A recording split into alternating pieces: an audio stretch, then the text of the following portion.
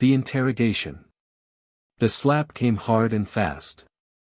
Mike's head jerked sideways, metal cuffs biting into his wrists as he strained against the interrogation chair. Blood pooled on his tongue. He spit it out. Non-compliant, the green-skinned officer snarled, shaking out her hand. Typical human male. Think resistance makes you important. Mike smirked. I think that slap says I am. The officer's hand twitched when the door slid open with a cold hiss. Everyone froze when Zelena walked in. Her body was poured into a deep green combat suit, smooth curves beneath military lines, a badge clipped at her hip. Her gaze sliced across the room, landing on Mike like a scalpel finding skin. She flicked through a holographic file in her palm, unreadable. Then she looked up and didn't blink. Dismissed, she said. The officer who'd slapped Mike backed out without a word. The door sealed with a soft hiss. Now it was just the two of them. Zelena stepped forward, slow and deliberate. She circled behind him, the heat of her body brushing close without contact. You flagged our biometric grid, she said. Multiple anomalies. Her eyes flicked to his restraints, then the biometric monitor flashing weak red pulses behind him. She crossed the room without a word and began typing into the wall terminal. Mike's voice was hoarse but steady. Maybe your grid's just excited to see me. You arrived on a falsified ID. You evaded 2 drones, and you triggered an involuntary response in 3 female officers. She stepped in front of him again. Explain. He leaned back in the chair as far as the restraints allowed. Could be a coincidence. Or maybe I've got that effect. Arrogance, she said flatly. Classic human defense mechanism. You've mistaken the air between us for chemistry. Mike smiled. So you do feel it. Zelena turned, walked to the control panel. Gloved fingers tapped commands into the screen with too much force. You will comply fully with scanning and record procedures, she said without looking back. No resistance. No talking. And if I do resist? Zelena finally looked at him again. Then we escalate, she said. She walked out without waiting for a reply. Mike let out a breath. He wasn't sure if he'd just survived round 1 or started something no one could stop. Biological interference. Mike didn't have long to think. The door hissed again. Zelena re-entered. What's wrong? Mike asked, grinning through the dried blood on his lip. Not getting the readings you wanted? Zelena ignored him. The screen blinked, scan failure, biological interference. She exhaled through her nose, slow, then turned toward him. I need calibration, she said. Strip. Mike raised an eyebrow. You what now? For biological scan calibration, she repeated. Your body is blocking accuracy. Remove all external materials. Now. The restraints released with a clank. Mike stood slowly, rolling his shoulders. This some kind of kink you've got? Zelena didn't flinch. I've seen better. He peeled off his shirt slowly, let her stare if she wanted. His torso bore the aftermath of restraint, red lines down his arms, bruises blooming at his side. He tossed the shirt to the floor. Zelena didn't look away, her gaze moved across his chest, neutral at first until it lingered a second too long. Hands at your sides, she ordered. He obeyed, eyes locked on her. She stepped in close enough for him to smell the clean metal and something else. Her gloved hand came up, then pressed flat to his sternum. Biometric contact, she said. The glove slid upward, fingers brushing his collarbone. Mike tensed. You sure this is regulation? He asked. Her hand moved lower again, fingers tracing the edge of his ribs. Mike's jaw flexed. You want to enjoy the show, at least tip me. She glared up at him, but her cheeks had taken a darker hue. On green skin, it looked like storm clouds forming. Your body temperature is elevated, she snapped. So's yours. She blinked, a half-second delay before she pulled her hand away. Mike smiled. Thought Xirene didn't blush. Zelena's fists clenched. She turned back to the console, tapping fast. The monitor beeped. Scan complete. Data normalized. You may redress, she said without turning. Mike didn't move. You touched me longer than any scan needed, he said. Why? She paused. You're affecting system readings. You shouldn't be. And I want to know why. He pulled his pants back on slowly, still watching her. Maybe it's not the systems I'm affecting. She jabbed a finger into his chest. You think this is some game? I think you're breaking your own rules. Her finger stayed against his chest, trembling slightly. Her breath hitched, and Mike caught it. Zelena stiffened and stepped back. I'm taking a break, she said sharply. Do not move. Where would I go, he replied, spreading his arms. You've got all the cuffs. The door hissed open. Zelena left, and Mike smiled. Chemical reaction. Zelena was gone, but her scent stayed behind. Mike sat on the edge of the steel bench, dressed now, but the tension under his skin hadn't eased.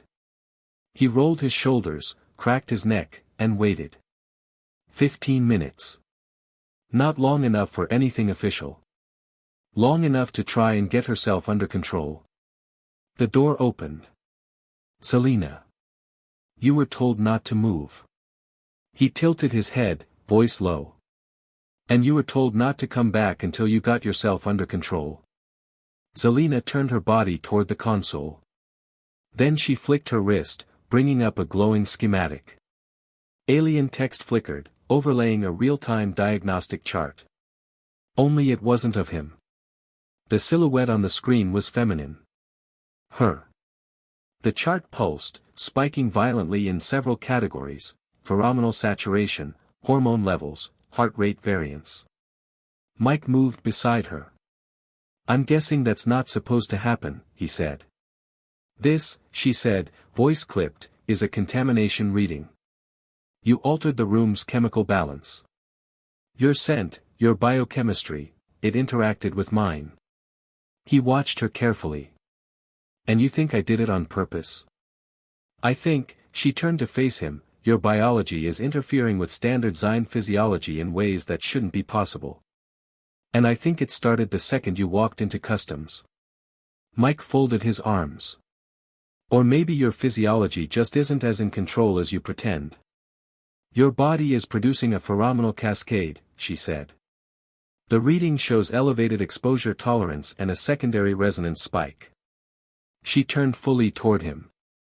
You're affecting me systematically, chemically, against my will. Mike stepped in until only a breath existed between them. You keep saying chemical, systematic, data. But none of that explains the way you looked at me when I took my shirt off. I'm going to call for a deeper forensic pull, she muttered. We need to determine if you're carrying an engineered agent, some kind of low-level neuroaromatic signal. Mike reached out, fingers light against the side of her wrist. Her breath hitched.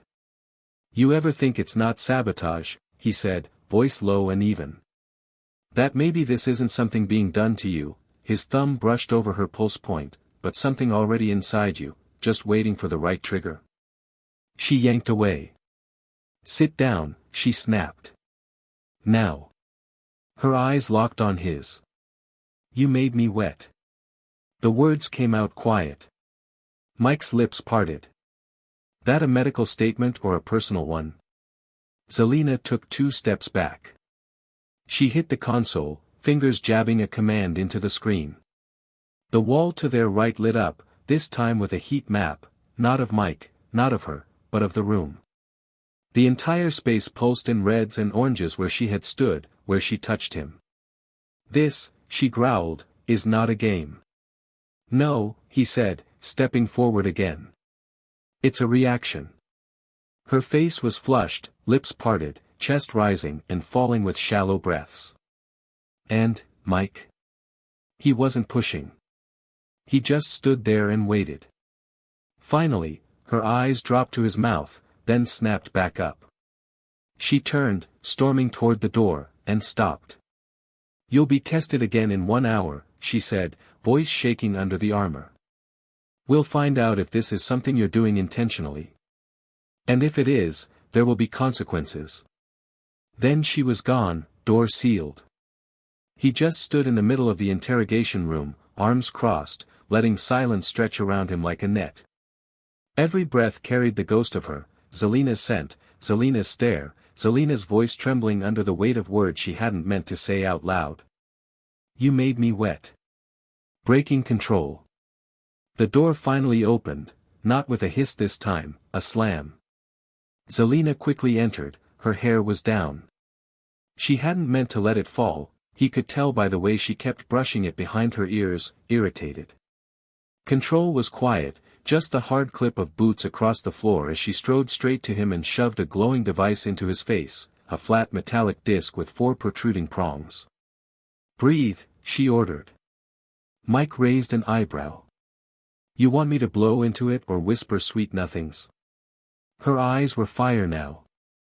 He exhaled. The device hummed to life. Zelena stared at the readout like it had betrayed her. The device beeped. Data spilled into the air between them, heat signatures, exhalation particulates, chemical markers. Most of it standard, except one line. Pheromone match, 91.2% overlap with subject Zelena. Origin, unknown human variant. Saturation level, abnormal. Influence threshold, breached. Zelena snatched the reader back, jaw locked so tight it looked like her teeth might crack. "You used something on me," she whispered. "Some tech, something embedded." "Then how do you explain that?" she hissed, gesturing to the glowing data in the air. He stepped forward. "I explain it like this: maybe your kind isn't immune to instinct like you think. Maybe superiority doesn't cancel chemistry." She stepped back. "Tell me the truth," she said. "Are you military grade? Genetically enhanced?" Mike shook his head. "Just born this way." Zelena turned away. She typed something into the console. The wall screen filled with comparative data between Xirene and human compatibility markers. Then she froze. Her own biometric logs were still active in the system, and they were climbing again. "You're affecting me in ways that bypass cognitive resistance," she said. Her voice was tight. "That sounds like a very complicated way of saying you're turned on. Stop talking." She moved to the panel, tried to delete the logs, and then she slammed her fist into the glass console. The screen flickered, but she didn't. Mike took a step forward. "Zelena." "Don't," she said, back still turned. "You don't get to say my name right now." He stopped. She was losing control of something she'd built her whole life around. "I was trained to resist psychological manipulation, physical stimulation, sensory overload. I've passed purge trials under neurological fire, but you." She pointed a shaking finger at him. "You walk in with that arrogant face and that mouth and that scent, and my body stops listening." Mike's voice dropped. "What does it want to do instead?" Zelena's chest heaved once. Then she walked toward him, her voice dropped to a near whisper. "Fix it." Mike's brow furrowed. "Fix what?" "You made me wet," she said again, this time not with rage, with something much darker. "I can't work, I can't focus. My uniform's soaked through, and I'm getting looks from every officer who walks past me." "Fix it." "With your mouth." "No." Zelena blinked, stunned. "What?" Mike leaned forward. "I don't play on command," he said. "Say please." Zelena's face burned. She shook her head, furious again. "You don't get to." "Say it," he interrupted. She stood frozen, and then quietly, "Please." The word cracked something between them. Silence. Zelena's lips were still parted. The word she'd never thought she'd say hung in the air between them like a trigger. Please. Mike didn't move right away. He stood there, eyes locked on hers, her skin glowed with heat. Say it again, he said. Her throat moved as she swallowed hard. No. Close. His breath slid across her jaw, his voice riding it like a blade. Then I don't move. Zelena's pupils flared, her hands trembled at her sides, fingers twitching as if caught between grabbing him and slapping him. Don't make me beg, she said through clenched teeth. Mike's hands remained at his sides, but he stepped closer, the heat between them molten and crackling. That's exactly what I want, he said. Senior Officer Zelena of the Xirene Enforcement Corps, begging a human prisoner to put his mouth on her.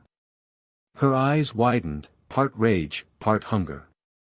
You think this is a game? She whispered. No, he answered. I think this is what happens when control meets chaos. And if you're honest with yourself, you want to see who wins. Surrender and victory. For a heartbeat, neither moved. Then Zelena's control, the thing she built her life around, finally shattered. Please, she whispered, the word falling from her lips like a confession. Her eyes, those steely Xirene orbs that had interrogated 100 species, now flashed with vulnerability. Please, Mike. The way she said his name, not prisoner or human, but his name, broke something in him too. Mike stepped forward, closing the distance between them. His hand came up, fingers tracing the line of her jaw. She trembled but didn't pull away. They'll see, she breathed, eyes darting to the wall console where biometric readings continued to spike. The monitors. Delete them, he said. When she hesitated, he added, or don't. Let them see what happens when chemistry wins. Her fingers moved quickly, typing in an override code. The screens flickered and went dark. The red recording light in the corner blinked once, then died. There, she whispered. 60 seconds before the system auto-restores. Mike didn't waste time. His mouth found hers, and the kiss wasn't gentle, it was everything they'd been building toward since he'd walked into the room. Her hands clutched at his shoulders, green fingers digging into human skin as if she were drowning. He backed her against the wall, hands sliding down to lift her, and she wrapped her legs around his waist without hesitation. Her uniform, designed for combat, not passion, strained against their movements. This isn't protocol, she gasped against his mouth. Good, he growled back. His hands found the seam of her uniform, slipping beneath to touch the heated skin underneath. She arched against him, all pretense of resistance gone. Zelena's head fell back against the wall, exposing the slender column of her throat. Mike's mouth found it, teeth grazing along her pulse point.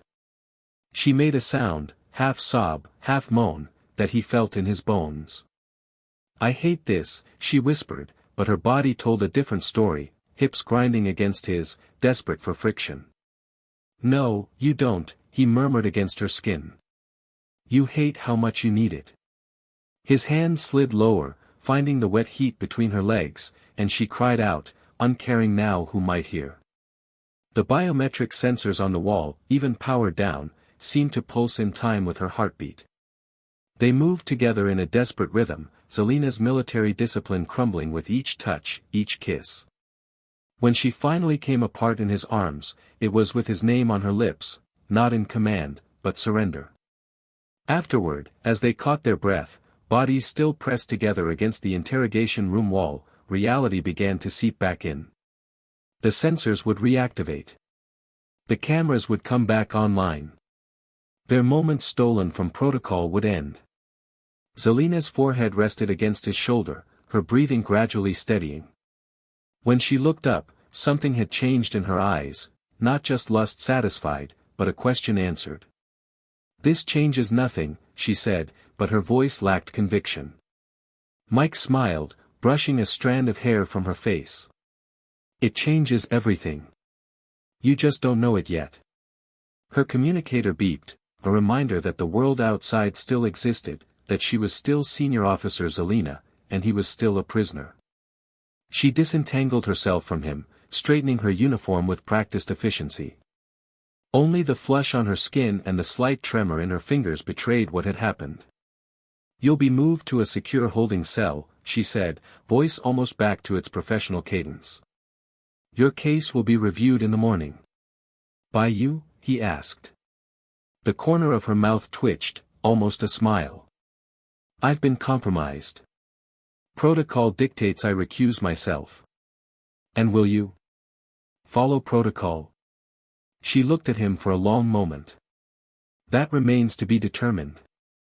The door hissed open, and 2 guards entered. Zelena nodded to them, then turned back to Mike. "Take him to cell block C," she instructed. "And log him as A." She paused, "Special biological containment case. No other officers are to make contact." The guards exchanged glances but didn't question her. As they led him away, Mike caught her eye one last time. She held his gaze, and in that moment, he saw it, behind the armor she wore so well, something had awakened.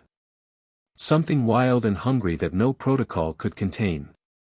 In that silent exchange was a promise: this wasn't over. It was just beginning. The door sealed behind him with a final hiss, but Mike smiled. He'd come to this station on a mission, looking for weaknesses in the Xirene defense systems. He'd found something far more valuable, a crack in their perfect control. And from that crack, revolutions were born.